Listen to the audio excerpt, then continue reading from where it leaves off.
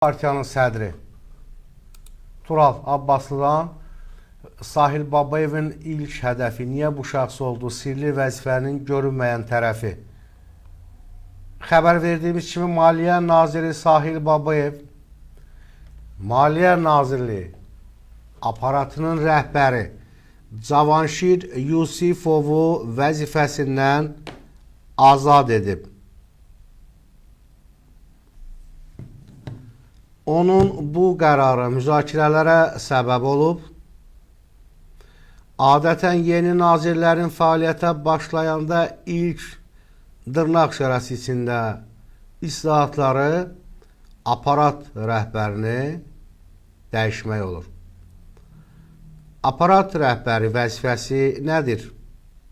Onlar hansı işləri görür? Nə kimi səlahiyyətləri olur?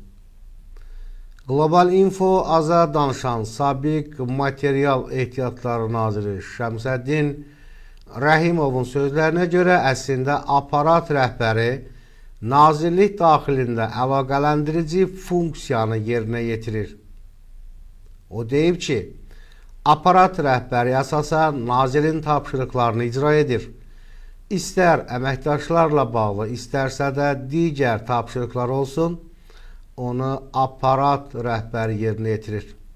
Eyni zamanda ola bilir ki, həmin nazir başqa nazirliklərə özü zəng etmir, bunu aparat rəhbərinin xətti ilə həyata keçirir.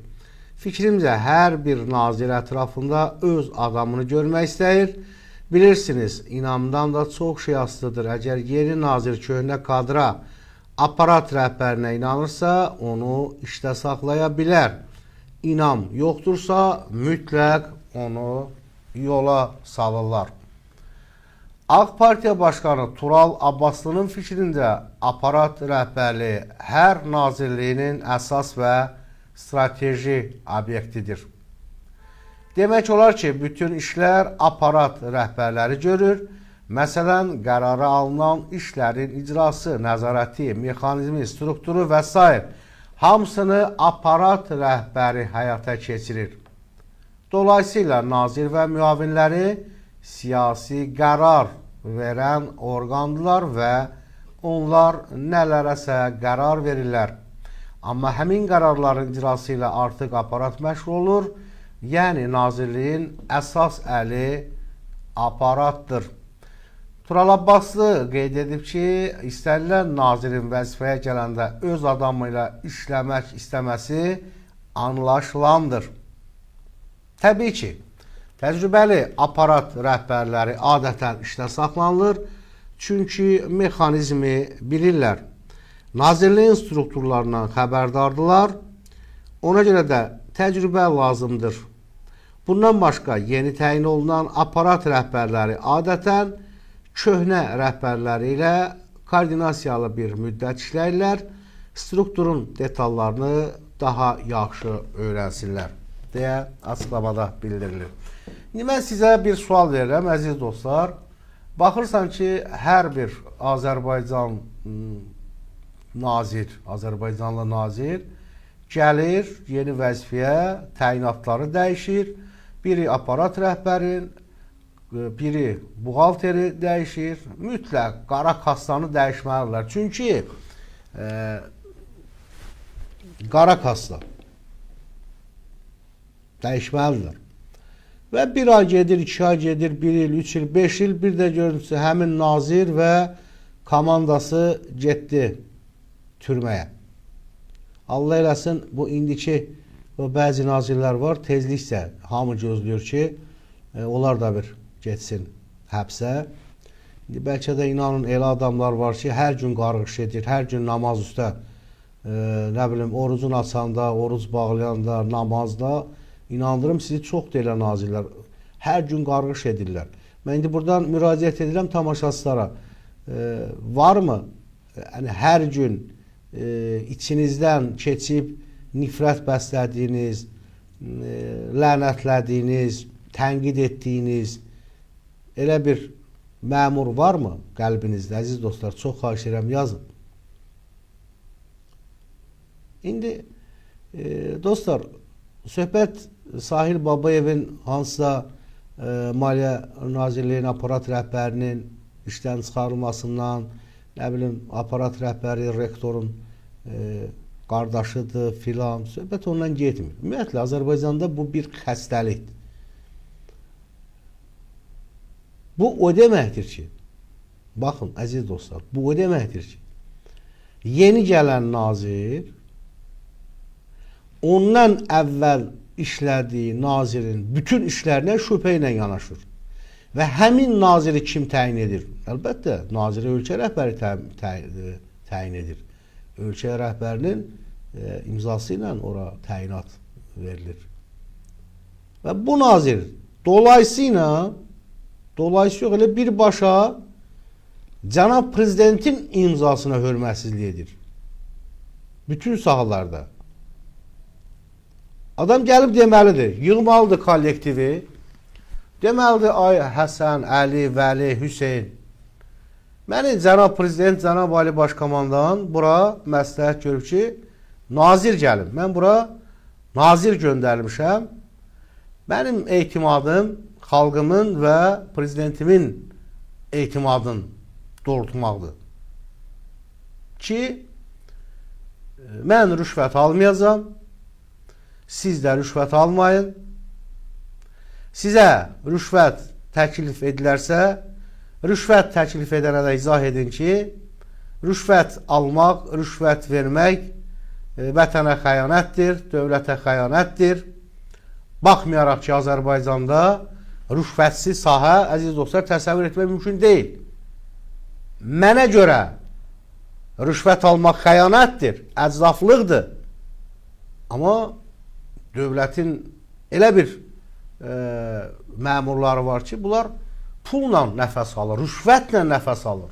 Adam var, deyir, məsələn, ayda 10 min, 20 min maaş verilməsinə razı deyil, amma razıdır ki, 300-500 manat əmək haqqı alsın, amma buna icazə verilsin ki, bu gedib rüşvət alsın. Yəni, rüşvət qanuna hopan məmurlar var. Onlar onunla hava alırlar, onunla nəfəs alırlar. Onların amalı rüşvətdir.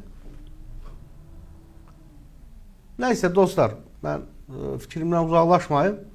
Nazir deməlidir ki, kim rüşvət alırsa ağır şəkildə cəzalanacaq və mən həmin şəxslər işləməyəcəm. Ola bilər, bundan əvvəlki nazir sizə işinizlə bağlı, aldığınız rüşvətlə bağlı qadağalar qoymayıb, amma mən bu gündən etibarən eşidən biləm bir kəsdən 100 manat rüşvət alırsınızsa, hər 100 manata görə bir il sizi həbsə göndərəcəm. Bəli, hər 100 manata görə. Əgər bu 10 və yaxud da ki 10 dana 100 isə 10 il. 20 yüzlük rüşvət alıbsa 20 il. Tam ciddi deyirəm. Sən onu çıxartma. Sən onu çıxartma. Deyən ki, bəs mən bu günləri dövlətimin etimadını doğrultmaqdan ötürü mütləq bu prinsiplərlə işləməliyəm. Rüşvət alma. Və həmin nazir, əgər həqiqətən də cənab prezidentin etimadını doğrultmaq fikrindədirsə, elə cənab prezidentin özünə deyər ki,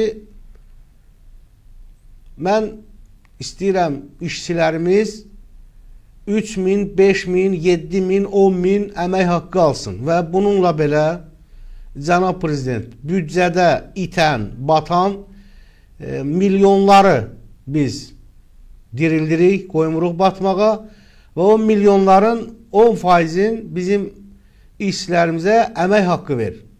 Artırılsın. Əlbəttə, 300-500 manat maaş alan məmur gedib rüşvət alacaq. Gedib rüşvət alacaq, o dolanışığın bir yerini tapacaq. Ki, kimdir 500 manat, 600 manatdan ailə dolandıra, uşaq dolandıra, xeyrə gedə, şərə gedə. Bax, o maaş qəbilindən olan polis.